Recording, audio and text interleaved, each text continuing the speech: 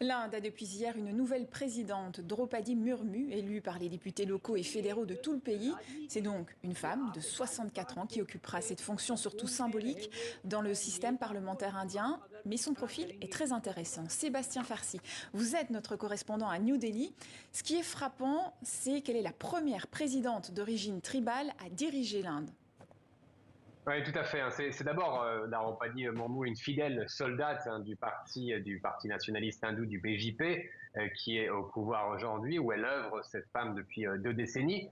Et elle était jusqu'à l'année dernière gouverneure d'un État du nord du pays, l'État du Jharkhand, qui compte une importante population tribale. Donc oui, cette identité tribale est vraiment ce qui a intéressé le plus ce parti au moment de la choisir comme candidate à ce poste. Le Premier ministre Narendra Modi veut envoyer un message fort apparemment de reconnaissance de ces populations tribales, des populations qui vivent dans les régions rurales, montagneuses, représentent environ 9% de la population indienne, mais restent en grande majorité marginalisées. Elles bénéficient, ces populations, depuis longtemps, de quotas pour entrer plus facilement dans les universités ou dans l'administration, mais de manière générale, elles restent très pauvres. C'est donc un signe de reconnaissance, certes, car la présidente est officiellement la chef de l'État de l'Inde, mais c'est un geste politique avant tout, car cette élection peut permettre à ce BJP d'attirer maintenant l'électorat tribal, généralement plus proche de la gauche, du Congrès et des partis régionaux, et cela à peu de frais,